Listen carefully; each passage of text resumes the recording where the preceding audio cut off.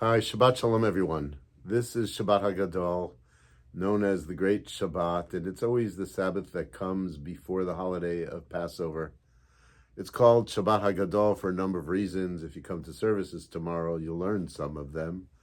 But interestingly, the end of the Haftorah from the prophet Malachi speaks about Hayom HaGadol v'Hanorah, a day which is great and awesome.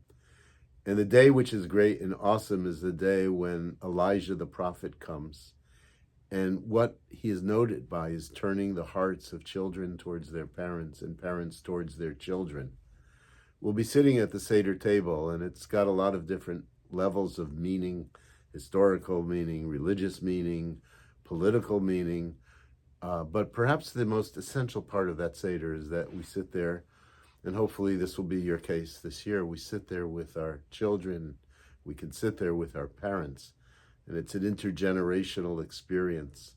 And it should be an experience that encourages the asking of questions. Everybody should ask questions, and encourages us to look for meaning and look for answers.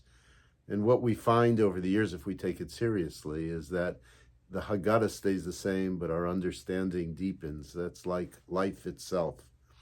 I want to touch on what may be one of the, if not the most fundamental aspect of traditional Judaism and Torah Judaism, and that has to do with God.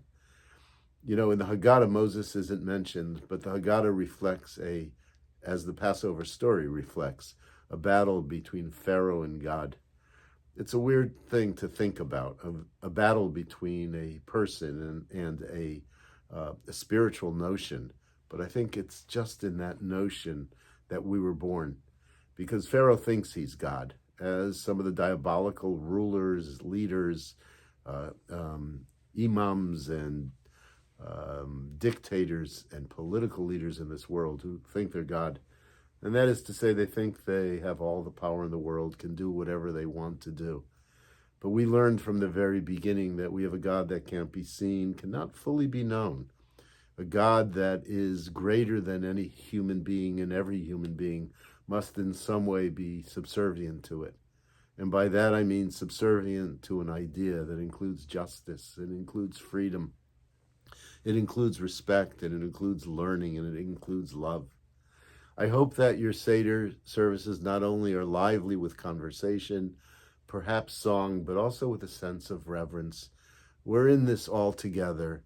We couldn't do any of this alone. I say that to us as individuals, and I say it to us as families and to us as a community.